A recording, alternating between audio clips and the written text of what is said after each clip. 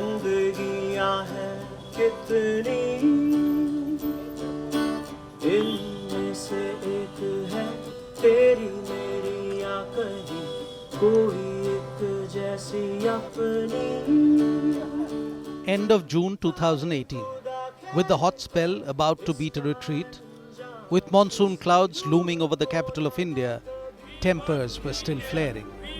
Because in the sultry weather, marking the end of the dry season, another battle raged between today's need and survival tomorrow.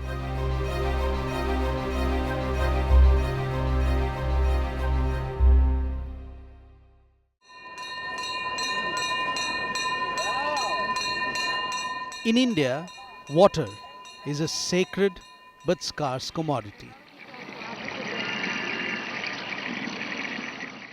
Clean and safe drinking water supplied to every home is not a reality. Even achieving 24 hours water supply in the cities is a strain, and there are frequent breakdowns and gaps in distribution. Water for Indians, and that is 17% of the world's population, is not something that can be taken for granted.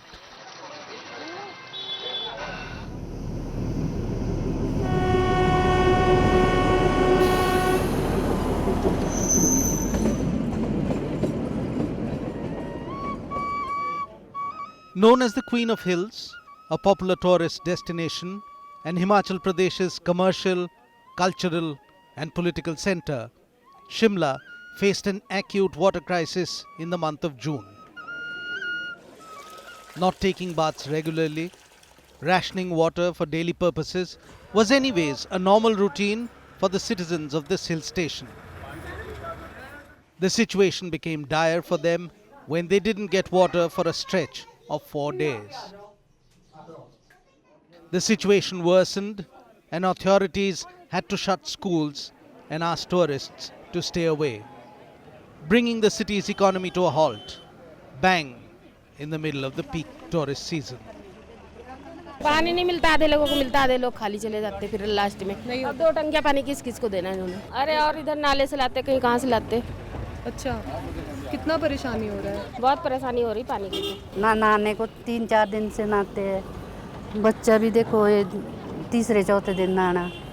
फिर पीने को भी चाहिए, flash जाने को भी चाहिए. पानी तो लगता ही है, पानी के बगैर तो काम कहाँ होता है. मैनेज क्या, कहीं दूर से लाना, कहीं कहाँ से लाना पड़ता था. अब पानी पीने के लिए तो चाहिए ना. क्योंकि 12-12, 13-13 दिन पानी नहीं आ रहा था और शिमला राजधानी है तो दिक्कत बहुत हो रही है.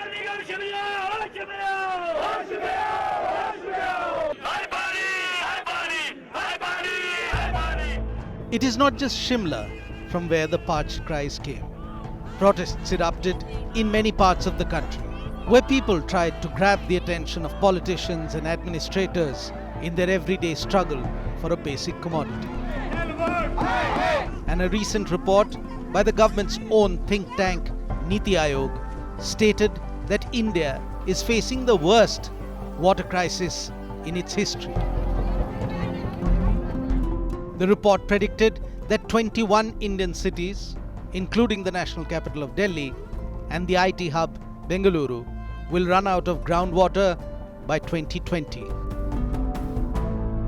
I think what Niti Aayog says in its report is something that many of us have actually been saying, and for the first time actually an arm of the government acknowledges that there is a water crisis, because they're saying that there is a deficit of almost, by 2030, the demand supply gap is going to be of 50%. So we will not have water for half of India in that sense that we're talking about. This is the Domlur area in Bengaluru. Every drop of water being filled here is being pilfered. These people, who are illegally filling water, are said to belong to the flourishing tanker mafia in the city.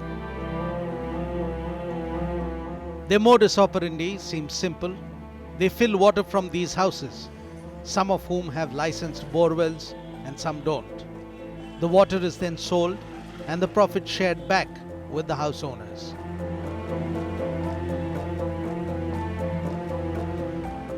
Stealing of groundwater is one of the major problems highlighted in the report by Niti Aayog, because it is thefts like these that will lead to the water table totally running dry within the next 2 years. while the mafia in Bengaluru continues to exploit groundwater 2,100 kilometers to the north in Delhi. Small-time urban farmer Vijay is worried because he's finding it difficult to water his crop planted on the Yamuna bed. The groundwater along the riverbed itself is continuously depleting. तो कम तो हर साल होता जाता है ना पानी, कैसे कम हो रहा है कैसे नहीं हो रहा है। ये तो मान लो बारिश हो नहीं रही है, अब बारिश होती है तो वाटर लेवल बढ़ जाता है अपने आप, अब बारिश नहीं होगी तो पानी तो नीचे जाएगा ही जाएगा। Rain, the most important source of recharging groundwater, or the lack of it, is a major cause of worry for urban India. The groundwater, which used to get recharged with the onset of the rainy season, is being hampered by shifting monsoon patterns and less rainfall. Cities like Delhi are slowly losing their green cover. The rapid rise in population means that there is an ever-increasing demand for more living space and development. And this comes at the cost of decade-old trees being chopped all across the national capital. So trees bring rain because of a phenomenon called evapotranspiration, which happens from their leaves, because they sweat and that collects, it creates clouds and calls clouds, and there's a pressure change as well that's created because of trees. If Delhi, can you imagine a Delhi summer that goes to 45 degrees, 47 degrees with no monsoons? Development without its trees is destruction. And if there is a government that believes you can cut down trees in the name of development, you are not competent to represent us. In June 2018, the central government's development body NBCC decided to fell thousands of trees in Delhi for housing development projects. This triggered massive protests in the capital, which eventually led to the High Court putting a temporary ban on the cutting of trees. भी file आती है वो खाली routine work में आती है और मैं उस पर सब पे ऑब्जेक्शन लगाता हूँ। मैं चाहता नहीं कि दिल्ली के अंदर एक भी पेड़ कटे। सेंट्रल गवर्नमेंट को इस सब चीज़ों को देखते हुए ऐसा भी लगता है कि दिल्ली में रहने वाले लोगों से कोई लेना देना नहीं है, सिर्फ सेंट्रल गवर्नमेंट का मकसद है बिल्डिंगें खड़ा करना। अगर आपके एम्प्लॉयज़ के लिए जगह चाहिए भी तो और कहीं और बना लीजिए जहाँ पेड़ ना कटें, ऐसी जगह सेलेक्ट कर लीजिए। देखिए, आम आदमी पार्टी का काम ही है कि अपनी नाकामी को छुपाने के लिए कोई ऐसा मुद्दा लाओ जिस पे मीडिया में चर्चा शुरू हो जाए। ये जैसे आप सुनेंगे पेड़ काटे जा रहे हैं, आपको गुस्सा आएगा, हमें भी गुस्सा आएगा। लेकिन जब आपको पता चलेगा कि बीजेपी 6.5 लाख पेड़ लगा चुकी है दिल्ली में, और जब हम अध्यक्ष बने थे तब से हमने इनिशिएटिव लिया, उसमें आई एम नॉट एलोन, मैं अकेले नहीं हूँ, बहुत सारे लोग हैं। While both central and state governments continued to put the blame on each other, residents rubbished the claims of planting saplings to compensate the loss. It's an irretrievable loss. Even if you plant 1 million trees right now, saplings, it's still going to take 50 to 70 years for those trees to grow to the value of this one tree. And India or Delhi does not have 50, 70, 100 years to live in pollution. When you're cutting down the trees in Delhi and other parts of our country right now, do you also connect the fact that groundwater recharge, a lot of role that in groundwater recharge is of trees? So connecting the dots is something that the government completely doesn't consider. So to put the blame on the inevitable, invisible enemy called climate change is something which is misplaced. I would say that it is a policy problem. It is a water management problem. It is the sense of urgency that government, our policymakers and our political executive should have made. The legislators do not just differ on the idea of sustainable development. The responsibility of end-to-end water supply in the majority of cities in India is also a shared mandate between different bodies, not always working in tandem. In Delhi, the various municipal corporations are BJP controlled, while the state is ruled by the Aam Aadmi Party. The ongoing water wars are time to time made political by both the state and municipal administration.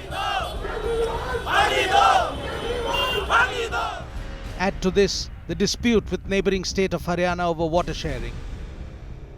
स्थिति यह है कि घरों में काला पानी आ रहा है, सीवर का पानी आ रहा है, कई जगह पानी आ ही नहीं रहा है और पानी का पर्याप्त जो व्यवस्था करना चाहिए था अरविंद केजरीवाल सरकार को, वो फेल हो गई है। गर्मी अभी तो शुरू हुई है, अभी ये हालत है तो दिल्ली के लोगों का क्या होगा, बच्चों का क्या होगा, महिलाओं का क्या होगा। आज दिल्ली के अंदर पीने को पानी नहीं मिल रहा। खुद इनकी समर एक्शन प्लान ये कहता है कि पिछले साल जहां पे टोटल 2.3% सैंपल फेल हुए थे गंदे पानी का, इस साल बढ़कर के 2.3 से बढ़कर के वो 4%, लगभग 3.99% एग्जैक्ट हो गया। तो जब खुद ये मान रहे हैं कि इनकी वाटर कंटेमिनेशन लगभग डबल हो गया है पानी के अंदर, तो दिल्ली की जनता त्राही त्राही कर रही है, तो उसका क्या जवाब इनके पास में? Delhi depends on its neighbors Haryana and Uttar Pradesh to get raw water before it can be treated for consumption. But over the years, the dispute between Haryana and Delhi has escalated to the extent that Delhi had to drag its neighbor to court for an agreement on water sharing. But it is not just Delhi and Haryana who squabble over water. At least 6 states in the country have major ongoing water disputes. In 2018 assembly elections of Karnataka, resolution of the Kaveri dispute in one form or the other found a mention in every party's election manifesto. The Kaveri dispute, which has been going on for decades, has even resulted in violence and deaths. India's Silicon Valley, Bengaluru, is partly dependent on the Kaveri for its water supply. To solve disputes between states, there are times when advisory bodies and management boards are set up, either on direction of courts or sometimes through governmental initiative. But river disputes and water politics drag on and on. These are sensitive issues. Of course, we're talking about anyone who lives downstream perhaps loses the battle in some way or the other, saying that people who live upstream have more control or more power over those water bodies. These problems we need to solve, but at the same time, federal and state system that we have, the tier of governance that we have in our country, these things need to be amicably solved. We need to have a comprehensive water policy. Delhi gets 60% of its water from the Yamuna River, which for most of the year resembles a sewage outlet. All claims of river cleansing and related projects fall flat when it is form that meets the eye.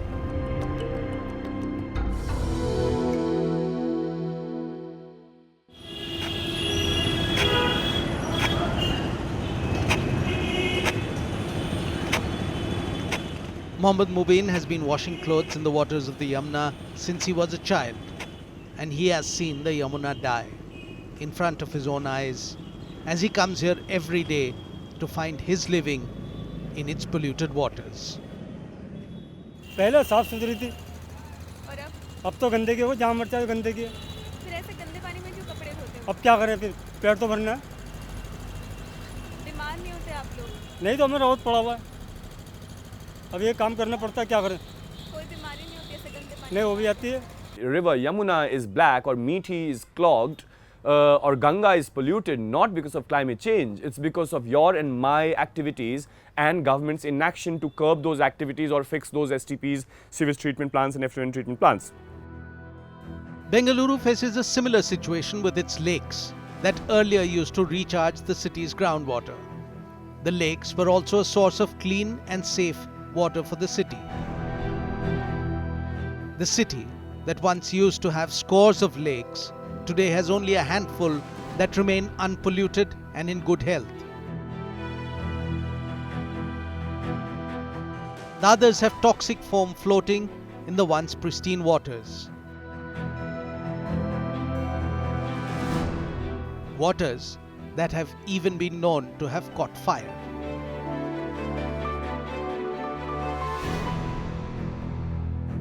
From Gangotri to Haridwar to Varanasi, even the holiest of holy Indian rivers are not spared from being polluted.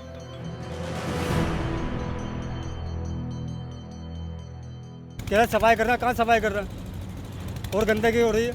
जब पानी सफा जब चढ़ता है ना बाहर, जब पानी सफा आता है बस सब सही हो जाती है। फिर थोड़े दिन बाद फिर ऐसे आती है, कोई फूल डालता है, कोई कुछ डालता है, कुछ थोड़ा कबाड़ा। यमुना में तो पानी है ही नहीं मान लो, हम तो जो अपने बोर से ही मान लो काम करते हैं सब, इसी से भराई भराई होती है सारी। In 2014, when the BJP-led NDA government under Narendra Modi came to power, several promises were made to finally clean up India's rivers, one of which was the holy Ganges. A new ministry was set up and funds were allocated under the Namami Gange mission to clean up the river and its tributaries, which includes the Yamuna.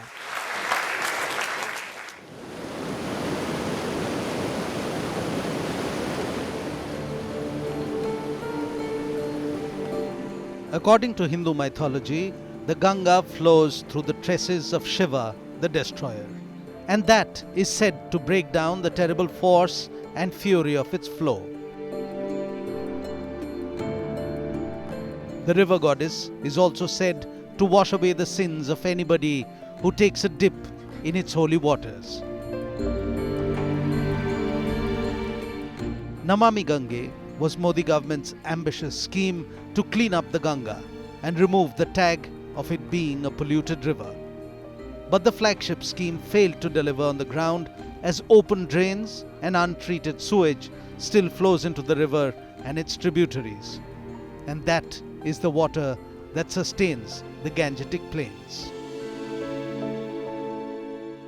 For the last 30 years at least, we've been talking about Ganga Action Plan and Yamuna Action Plan, and still there's nothing that has fundamentally changed on the ground. Namami Gange is a big banner, but Namami Gange hasn't really meant that the river has changed. So it needs a political will, a bureaucratic will, to really imagine an India which really takes care of its deficit, or water deficit, or imagined water deficit that we're talking about.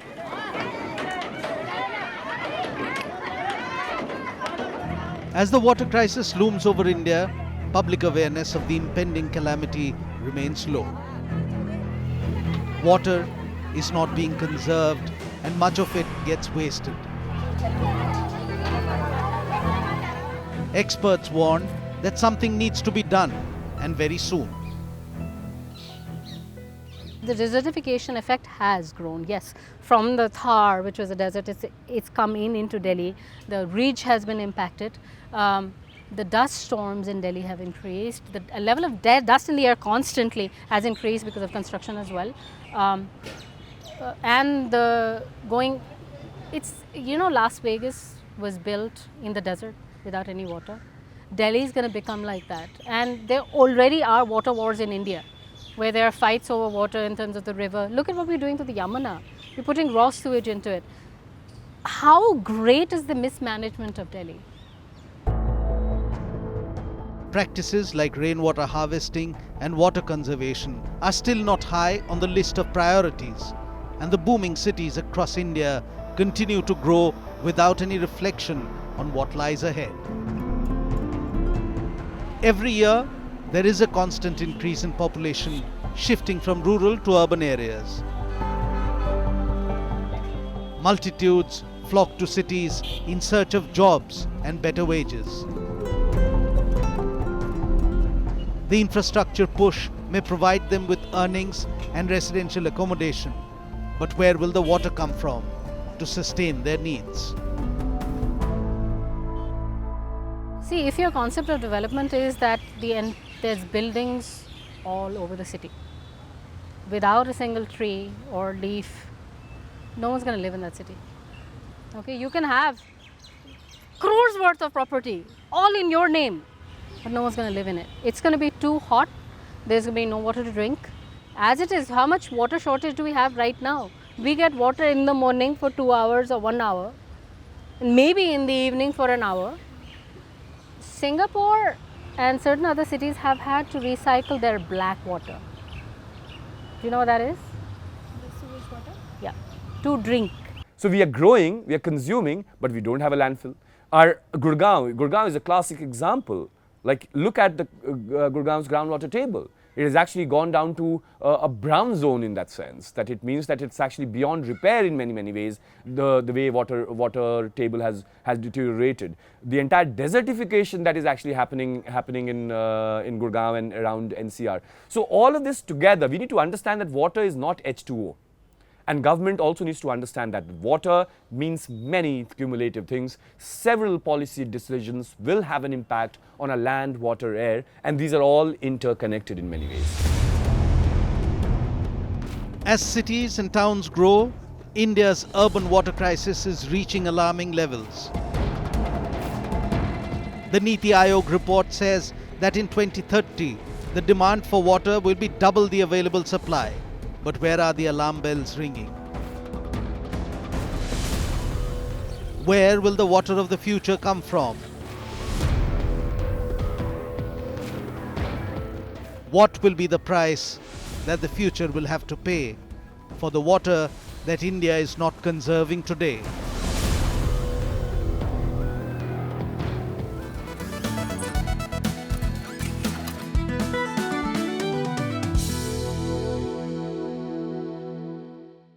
Thanks for watching the video. For more such news and updates, please like, share and subscribe to India Today. Also check out our other great videos from our channel. We know you will love to.